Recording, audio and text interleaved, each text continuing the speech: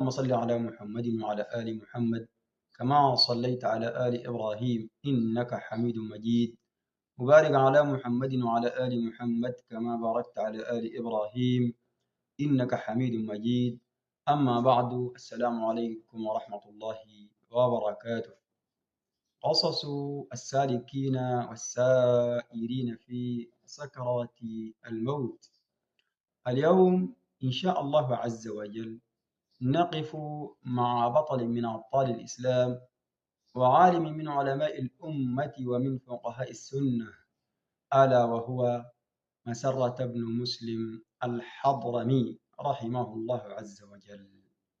مسرة بن مسلم هو أبو بكر مسرة بن مسلم ابن ربيعة الحضرمي، ولد في مدينة القيروان من بلاد تونس رحمه الله عز وجل، وكان عالما زاهدا فقيها ذا علم ومعرفة، وكان بكاء بساما لجلسائه، وهو من أصحاب مالك بن أنس رحم الله الجميع. وأما قصة مسرة بن مسلم وهو في سكرات الموت، ما أخرج الإمام القاضي عياض في كتابه ترتيب المدارك قال: ولما احتدر مسرة بن مسلم الحضرمي ابتدأ يقرأ القرآن، فانتهى في طه، وانتهى في قول الله عز وجل: وعجلت إليك ربي لترضى، ثم فاضت روحه رحمه الله عز وجل.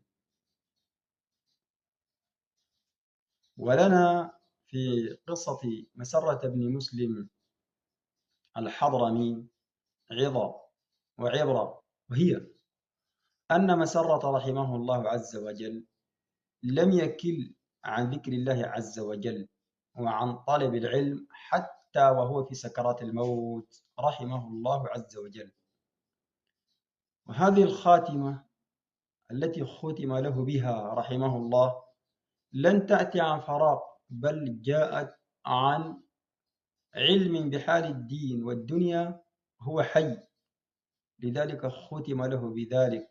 وقد أثر أن من عاش على شيء مات عليه، فهو كما جاء في بعض التراجم أنه من أسرة قرآنية يحفظون القرآن ويعملون بالقرآن ويتدبرون القرآن، فرحمه الله عز وجل.